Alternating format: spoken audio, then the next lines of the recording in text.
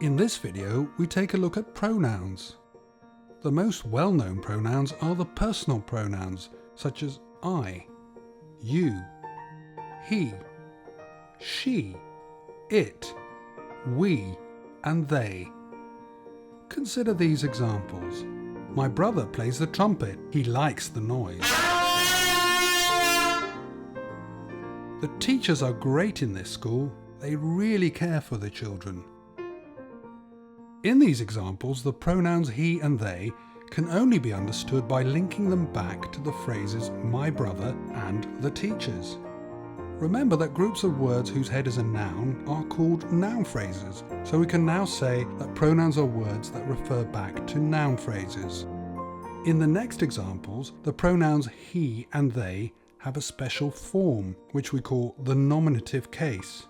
We do not say, him likes the hot weather, or them really care for the children.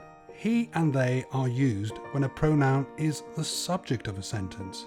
So what is a subject? In most cases, the subject of a sentence or clause is the phrase that refers to the doer of the situation expressed by the verb. So in the first sentence, the phrase my brother is the subject because it refers to the person who plays the trumpet. The subject can also be the beer in the situation expressed by the verb. In the teachers are great in this school, the noun phrase the teachers is the subject, as this refers to the people who are great. Most personal pronouns are a bit like chameleons in that they can change their appearance depending on where they appear in a sentence. For example, we can say Sally won the fun run. We congratulated her. We do not say, we congratulated she. The position that her occupies in this sentence is called the object position. What is an object? Well, typically the object shows who or what is being acted upon. In this case, the pronoun her is the object, because her appears in the accusative case. You and it have the same forms as subject and object. For example, in these sentences, the first you is a subject, but the second you is an object. However, as we can see, she is a pronoun with different forms. When it is a subject, it is she, but it becomes her when it is in object position. You congratulated her. She congratulated you. We can put the personal pronouns into a table that organizes them along 3 dimensions, namely according to what person they belong to, whether they are singular or plural, and what case they have. The first person refers either to a single individual, namely the speaker, I, or to a group of more than one individual, including the speaker, we.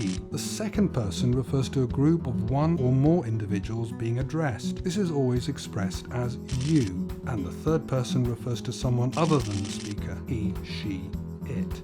Or a group of people not including the speaker, they.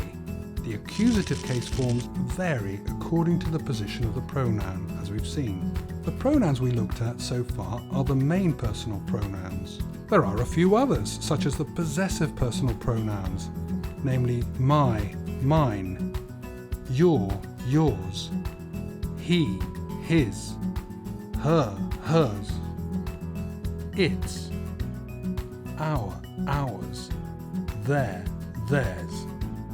The possessive personal pronouns my, your, his, her, its, our, and their occur before nouns, and they belong to the class of possessive personal pronouns and determiners at the same time. The pronouns mine, yours, his, hers, and so on occur on their own.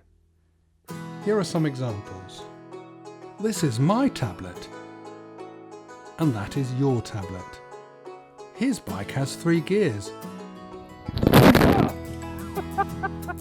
but hers has only 1. Mine is green, but yours is yellow. I like hers, but I prefer theirs. Pronouns are useful because they can help us keep a text together from the point of view of meaning. A minor kind of personal pronoun are the reflexive pronouns. Here are some examples.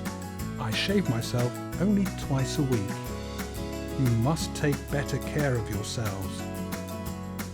My neighbour is really annoying. he loves himself too much. We look after ourselves.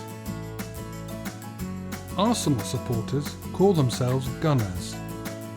Apart from personal pronouns, English also has demonstrative pronouns. These include this, that, these, and those. Here are some examples. I like this very much. What's that? Who do these belong to? Those are mine. When this, that, these and those occur before nouns, they also belong to the class of determiners. This bike, that house, these flowers, those people. Interrogative pronouns are very useful in language in asking questions. Who was laughing at the back? Whom did you see in the park? What did you eat last night? Whose is that t-shirt?